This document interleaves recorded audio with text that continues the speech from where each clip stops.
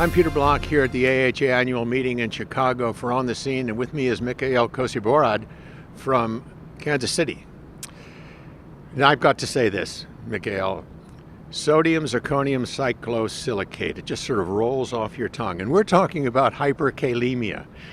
This is a new agent for hypokalemia, sometimes even in patients who are walking around. So, Mikhail, tell me about this trial.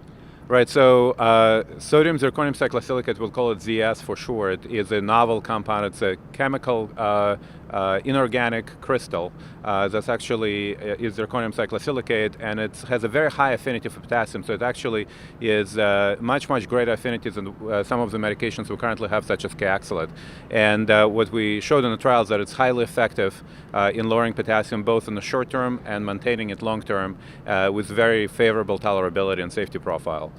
So let me ask a couple of questions. I looked at these data, and it seemed to me that not a lot of your patients had high potassium, but you've just told me that was incorrect. So tell me about the potassium levels and what you achieved with this. Right. So in order to enter the trial, patients had to have a potassium level of 5.1 or greater. And over 50% of patients actually had moderate or severe hyperkalemia. We had patients with potassium levels as high as 7.2 in the trial. So there was actually no upper limit on the potassium levels that, in terms of exclusion criteria. So we had patients with high potassium levels. And interestingly enough, and importantly, the degree of reduction we saw in potassium was much greater in people who started with really high potassium versus patients that had more milder forms of hyperkalemia. So not only is the medication overall effective in lowering potassium, but patients that would benefit most from it, in other words, those with the highest potassium levels at baseline, get the greatest benefit in terms of reduction in potassium. So that's important to notice as well. Can you reduce too far? So we had some cases of hypokalemia. We had, the way the trial was designed, we actually had 4 different arms, 3 different doses of ZS and a placebo.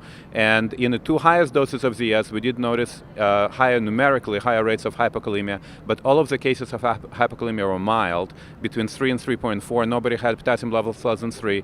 And when there was a protocol-directed adjustment in a dose of medication, and with protocol adjustments, when the potassium got between 3 and 3.4, all of these mild cases of hypokalemia resolved, and there were no issues with that.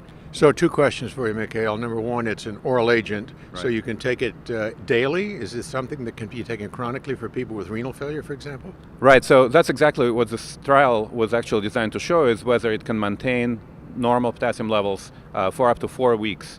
So kind of more of an extended treatment of hyperkalemia. And what we showed that it was all 3 doses were highly effective in a dose-dependent fashion, with the highest doses having lower potassium levels, of course. It was highly effective in maintaining normal potassium levels. In the patients on the highest dose of the drug, actually over 90% had normal potassium levels during that extended period of time, and only 46% on placebo. So yes, absolutely, this appears to be one of the ways to potentially maintain normal potassium levels long term. So this is an exciting trial. Is it approved for use? 1 quick question, short answer?